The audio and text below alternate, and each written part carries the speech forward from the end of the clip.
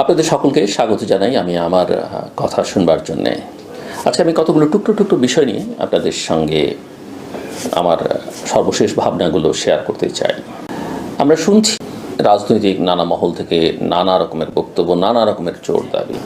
নাগরিক কমিটির নেতৃবৃন্দ বলছেন যে কোনো অবস্থাতেই আওয়ামী লীগকে কোনো পলিটিক্যাল স্পেস দেওয়া যাবে না, নিষিদ্ধ করতে হবে, নির্বাচন করতে দেওয়া যাবে। জামাত চাইছে সংস্কার না হলে কোনো নির্বাচন হবে না। আমার ধারণা এই পক্ষগুলো এগুলো বলে বলে আসলে নির্বাচনটাকে বিলম্বিত করতে চাইছে। সরকার যদি ঠিকঠাক মতো কাজ করতে পারত তাহলে আমার মনে হয় মানুষ, রাজনৈতিক দলগুলো সবাই তাদেরকে সময় দিত। কিন্তু সরকার যেখানে ফাংশন করতে পারছে না, দেশের কোনো দিকের পরিস্থিতি যখন উন্নতির কোনো লক্ষণ নেই এবং নিজেরাই যখন স্বীকার করে নেন যে তাদের অভিজ্ঞতার অভাব আছে, তখন 6-7 মাস পরে সেই সরকারকে নিয়ে খুব বেশি আশাবাদী হবার সুযোগ নেই। যে কারণে আমি মনে করি এই ধরনের দাবি, এই ধরনের কথাবার্তা আসলে পরিস্থিতিকে ঘোলাটে করবার জন্যে, এতে কোনো সমাধান হবে না।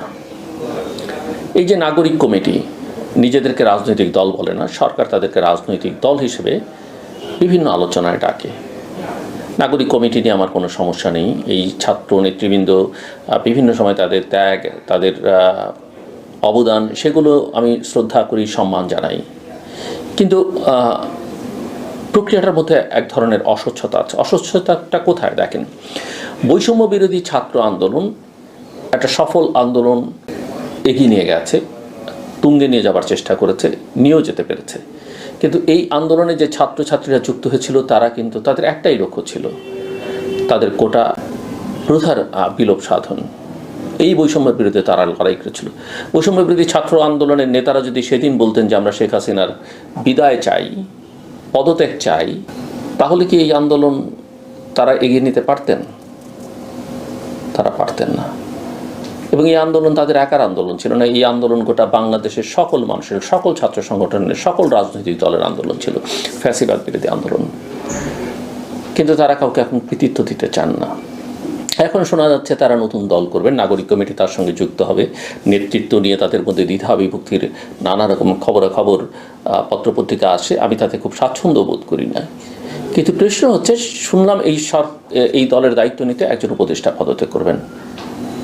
তাহলে প্রশ্ন হচ্ছে, এই বৈষম্য বিরোধী ছাত্র আন্দোলনের বাকি নেতৃবৃন্দের মধ্যে যারা উপদেষ্টা হিসেবে আছেন তাদের কি হবে? তারা কেন পদত্যাগ করবেন না? তারা হয়তো বলবেন এই দলের সঙ্গে এখন আমাদের কোনো সংশ্লিষ্টতা নাই, হয়তো ভবিষ্যতে দেখা যাবে নির্বাচনের পরে তারা গিয়ে এই দলে যুক্ত হচ্ছেন। এটা কি এক ধরনের অস্বচ্ছতা নয়? আমি তো মনে করি।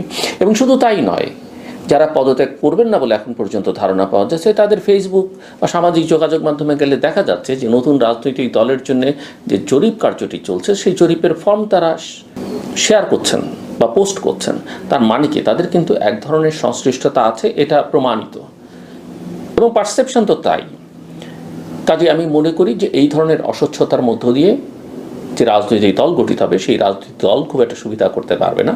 এটা কিংস পার্টি হিসেবে পরিচিত হবে এবং একই সঙ্গে সরকার নিজে বিতর্কের মধ্যে পড়বে, ইতিমধ্যে বিতর্কের মধ্যে পড়েছে। আরও কতগুলো সমস্যা দেখেন, আমরা ভারতের সঙ্গে সমস্যা দেখি। ভারতের উপর আমাদের রাগ আছে, ক্ষোভ আছে, কষ্ট আছে। তারা অনেক অন্যায় করেছে বিগত স্বৈর শাসককে অন্ধের মতো সহায়তা সমর্থন দিয়ে। কিন্তু সম্পর্কটা তো স্বাভাবিক করতে হবে। এটা তো আবেগ অনুভূতির বিষয় না, এটা দুটো দেশের মধ্যকার ব্যাপার। সেটা আপনি কিভাবে করবেন? পরিস্থিতির কিন্তু কোনো উন্নতি দেখছেন। আপনি লক্ষ্য করবেন, দেখবেন যে ওমানের মাস্কাটে আমাদের পররাষ্ট্র উপদেষ্টা এবং ভারতীয় পররাষ্ট্র উপদেষ্টা বৈঠক হয়েছে। ছবিটা যারা দেখেছেন তাহলে বুঝবেন যে বডি ল্যাঙ্গুয়েজ এবং কথাবার্তা যাই তারা বলেন না কেন, 20 মিনিট বা 30 মিনিটের আলোচনায় ফলপ্রসূ কিছু হচ্ছে না। দুই দেশ থেকেই সমস্যা আছে এবং আমি মোটামুটিভাবে নিশ্চিত যে এটা নির্বাচনের আগে আর হবে না। আওয়ামী লীগ প্রসঙ্গে জাতিসংঘ যারা শেখ হাসিনার আমলের সমস্ত অপকর্মের চিত্র জাতির সামনে হাজির তুলে করেছে, যারা জুলাই আগস্টে মৃতের সংখ্যা সাধারণভাবে যেটা আমরা বলতাম, গণমাধ্যম যেটা বলতো, সেটা কাছাকাছি দেখেছে, আমাদের সরকার কিন্তু এখনও দেখাতে পারেনি। তারা বলছে যে আওয়ামী লীগকে বাদ দিয়ে নির্বাচন গ্রহণযোগ্য হবে না। আমরা কিন্তু বারবার ভুলে যাই, আমরা সকল সিদ্ধান্ত নিয়ে নিতে চাই, কিন্তু সিদ্ধান্ত গ্রহণের মালিক যে জনগণ, জনগণকে সঠিক সিদ্ধান্ত নেবার এবং ভুল করবার, যদি তারা ভুলও করে সেই সিদ্ধান্ত গ্রহণ করবার যে ক্ষমতা, সেটা আমরা দিতে চাই না। এটা কিন্তু গণতন্ত্র নয়। তাহলে আমাদের সিদ্ধান্ত নিতে হবে যে আমরা গণতান্ত্রিক প্রক্রিয়ায় দেশটাকে চালাতে চাই না। এবং জামায়াত ইসলামী একটা সুসংগঠিত রাজনৈতিক দল। আমি মনে করি, অনেকে মনে করেন জামাতের এখনও নিবন্ধন নেই, তার রাজনীতি করবার ভোট করবার অধিকার তার আছে কিনা, আওয়ামী লীগ জামাতকে ব্যান করবার চেষ্টা করেছে। আমি মনে করি ফ্রি করে দেওয়া উচিত। জামাত কেন, যে কোনো রাজনৈতিক দল, যে কোনো নাগরিক। এমনকি ওই যে আমাদের নির্বাচন সংস্কার কমিশন একটা বিধান করেছে, আগের বিধানটাকে একটু সহজ করে, যে একজন যদি ইন্ডিপেন্ডেন্ট ক্যান্ডিডেট হতে চায় তাকে তিনি 500 ভোটারের সমর্থন নিয়ে তাকে ভোট করতে হবে। আমি মনে করি এটা ঠিক না। যে ভোট করতে চায় করুক না, আর আমি তাকে ভোট দিব সেটা আমাকে আগেই কেন অফিসিয়ালি ডিক্লেয়ার করতে হবে? হ্যাঁ, আমরা জানি কে কোন দলকে ভোট দেবেন, কে কোন দলের সমর্থক, কিন্তু এর বাইরেও তো নিরপেক্ষ লোক থাকতে পারে। এই কাজটা সে কেন করবে? ভোট তো একটা গোপন বিষয়। তো আমি মনে করি এই জায়গাগুলোতে আমাদের যথেষ্ট নজর দেওয়া দরকার। এরপর আসেন আরও কতগুলো বিষয় আছে যেগুলো আমি মনে করি আলোচনা একটু করা দরকার। আমরা অবশ্যই আমাদের সকলের চাওয়া, জুলাই আগস্টের অপরাধের সঙ্গে, হত্যাকাণ্ডের সঙ্গে যারা জড়িত তাদের দৃষ্টান্তমূলক শাস্তি দিতে হবে। কোনো ধরনের মার্সি নেই তাদের ক্ষেত্রে। লুটপাট করে যারা দেশের টাকা বাইরে নিয়ে গেছে প্রমাণ করেন, বিচার করেন। এমনকি প্রত্যেকটা অপরাধের বিচার করেন, 53 বছরের সকল অপরাধের বিচার করেন, আমার কোনো আপত্তি নেই। কিন্তু সমাজে যে সংহতি, সমাজে যে স্থিতিশীলতা, শান্তি, সেটার দিকেও নজর রাখতে হবে। সেটা যেন ঠিক থাকে, আমি সেই দিকে নজর দেবার জন্য বলবো। আমরা লক্ষ্য করছি এখন যে অনেক বড় বড় আইনজীবীরা, এমনকি বিএনপির আইনজীবীরাও অনেক অপরাধীর পক্ষে দাঁড়িয়ে যাচ্ছেন। আমার বাবা নিজে আইনজীবী ছিলেন, আমার পরিবারের অনেকে আইনজীবী। যে কোনো আইনজীবীর কাছে যে কোনো মানুষ গেলে যদি আশ্রয় চান, আইনি প্রক্রিয়ার লড়াই তিনি বা তারা করতেই পারেন। এটা আইনে বা এটা নর্মসের মধ্যে আছে, যে কোনো মানুষকে আইনি প্রোটেকশন দেয়া। হ্যাঁ, আইনের মধ্যে দিয়ে যদি দোষী প্রমাণিত হবেন, কিন্তু তার পক্ষে, এমনকি যে অপরাধী নিজে আইনজীবী নিয়োগ করবার সক্ষমতা রাখে না, রাষ্ট্র বা আদালত কিন্তু তার পক্ষে লড়াই করবার জন্য আইনজীবী দেওয়ার নিয়মও আছে। তারপরেও সমাজে কিছু নিয়ম, কিছু মরালিটি, ইথিক্স, কিছু চক্ষুলজ্জার বিষয় আছে। সেই সব বিবেচনা থেকে আমি অনুরোধ করব, যতটা সম্ভব একেবারে চিহ্নিত দাগী অপরাধীদের পক্ষে আইনজীবীরা যেন একটু দূরে থাকবার চেষ্টা করেন, বিশেষ করে রাজনীতিতে জড়িত আইনজীবীরা। এমনকি ধরেন অনেক অপরাধী আছেন আমাদের প্রশাসনের, এই যে কর প্রশাসন সহ সিভিল অ্যাডমিনিস্ট্রেশনের, নিরাপত্তা বাহিনীর, পুলিশের, অনেকের বিরুদ্ধে অভিযোগ আছে। আমি জানি অনেক ব্যাংক কর্মকর্তার বিরুদ্ধে, কর প্রশাসনের অনেক, রাজস্ব বোর্ডের অর্থাৎ অনেক কর্মকর্তার বিরুদ্ধে।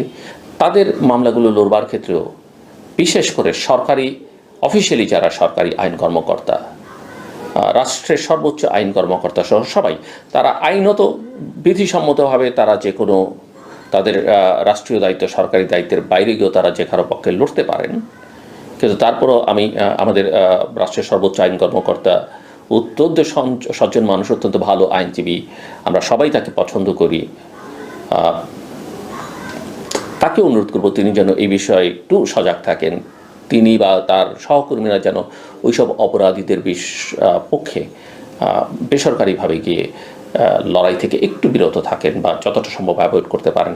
সেটা তাদের জন্য কল্যাণকর হবে, তাদের ভাবমূর্তির জন্য এবং দেশের এবং রাষ্ট্রের জন্য কল্যাণকর হবে। রাষ্ট্রটা যে খুব ভালো স্বচ্ছতার সঙ্গে চলছেন, আমি তার একটা ব্যক্তিগত উদাহরণ বা কষ্টের কথা বলে আমি আপনাদের শেষ করতে চাই। আপনারা জানেন যে আমাদের প্রধান উপদেষ্টার সঙ্গে সম্প্রতি আরব আমিরাতে মার্কিন যুক্তরাষ্ট্র এবং বিশ্বের সবচেয়ে বড় ধনাঢ্য ব্যক্তি এবং মার্কিন যুক্তরাষ্ট্রের ট্রাম্প প্রশাসনের সবচেয়ে প্রভাবশালী ব্যক্তি ইলন মাস্কের একটা বৈঠক হয়েছে, ভার্চুয়াল মিটিং। ফুটনোট হিসেবে জানিয়ে রাখি যে এই মিটিংটির উদ্যোগ যারা নিয়েছেন তাদের মধ্যে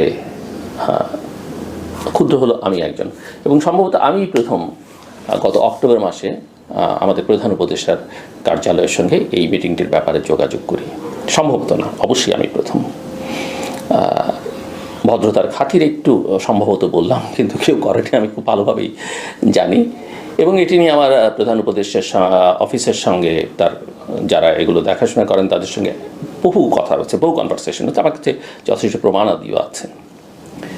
অবশ্যই এর সঙ্গে আরও অনেকে যুক্ত আছেন, ইলন মাস্কের কমিউনিকেশন টিম বা না আরও যারা দেশে বিদেশে প্রভাবশালী তারা যুক্ত আছেন। তখন প্রধান উপদেষ্টার কার্যালয় থেকে জানানো হলো যে ইউএস ইলেকশন শেষ না হতে এই বৈঠকটি তারা করতে চান না, ভার্চুয়ালি অবশ্যই।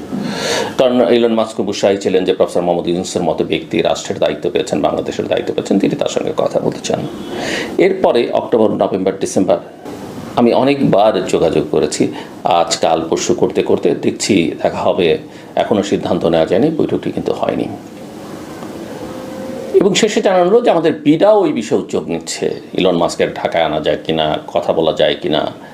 এবং এর মধ্যে সরকারের আরও দুই একজন গুরুত্বপূর্ণ ব্যক্তি যুক্ত হয়ে পড়লেন এই প্রক্রিয়ার মধ্যে। এবং শেষে তারা এমন একটা পরিস্থিতি করলেন, আমি খুব ভালোভাবে জানি, এবং আমি এটা আমাদের সাইড থেকে ইলন মাস্কের সাইড থেকেই জানি, যারা এখানে কমিউনিকেশনটা করছিলেন তাদেরকে এমনভাবে একটা বার্তা দেওয়া হলো বা এমনভাবে আটকে রাখার একটা চেষ্টা করা হলো যে তারা যেন আমাদের বাংলাদেশে আর কারোর সঙ্গে এই বিষয় নিয়ে কথা বলেন না, আমার সঙ্গে না, অন্য কেউ যারা ঘনিষ্ঠ তাদের সঙ্গে, তাদের কারোর সঙ্গে কোনো রকমের যোগাযোগ করবার একেবারেই তারা পছন্দ করলেন না। বৈঠকটা হয়েছে, আমরা খুশি, কিন্তু এই যে মানসিকতা, এই যে প্রবণতা, সে মিটিংটা কিন্তু হলো। এমনকি প্রধান উপদেষ্টার অফিস থেকে আমাকে এটাও বলা হয়েছিল, তার অত্যন্ত ঊর্ধ্বতন একজন কর্মকর্তা আমাকে জানিয়েছিলেন যে বৈঠকটি যখন হবে, নিঃসন্দেহে বৈঠকে আমার থাকবার কোনো কারণ নেই বা এই ভার্চুয়াল মিটিংয়ে আমার যুক্ত হওয়ার কোনো কারণ নেই, কিন্তু আমাকে জানানো হবে। ফর্চুনেটলি আর আনফর্চুনেটলি, যেভাবেই আমরা দেখি না কেন, এটা ইনফর্মও করা হয়নি। সো আমি জানিয়ে রাখলাম, এরকম বহু ঘটনা বাংলাদেশে ঘটে, পর্দার অন্তরালে আমরা কেউ জানি না। কিন্তু এটার সঙ্গে যেহেতু আমি নিজে সরাসরি যুক্ত ছিলাম এবং আমি নিজে যেহেতু আমার কাছে যথেষ্ট তথ্য প্রমাণাদি এর সঙ্গে সংশ্লিষ্ট, এবং ইলন মাস্কের সাইড থেকে যিনি এই বিষয়ে মূল উদ্যোক্তা তিনি যেহেতু জানেন, এবং বাংলাদেশে নিঃসন্দেহে আরও দু একজন গুরুত্বপূর্ণ ব্যক্তি আছেন, তারাও এই বিষয়টা জানেন এবং তারাও উৎসাহী ছিলেন, উদ্যোগী ছিলেন। কিন্তু শেষ পর্যন্ত যেটা হলো যে এই মানসিকতা নিয়ে সরকারের গুরুত্বপূর্ণ দায়িত্বে আপনারা কিভাবে এই দেশ চালাবেন, কিভাবে আপনাদেরকে মানুষ সহায়তা করবে, সুযোগ পেলেই সব কিছু নিজের করবার চেষ্টা। আমি তো ব্যবসায়ী না, আমি তো ইলন মাস্কের সঙ্গে স্টারলিংকের ব্যবসা করতাম না, বা আমি তো দেশের স্বার্থে যেটা করবার চেষ্টা করেছি। সো আমি এটা বলবার জন্যে, নিজেকে বড় করবার জন্য বা বলবার জন্য আমি জাস্ট কি হয় একটা রাষ্ট্রীয় ব্যবস্থার মধ্যে, রাজনৈতিক ব্যবস্থার মধ্যে, সেটা বোঝাবার জন্য আপনাদের বললাম। আমার কথা শুনবার জন্য আপনাদের অসংখ্য ধন্যবাদ, আপনাদের সবার জন্য শুভকামনা।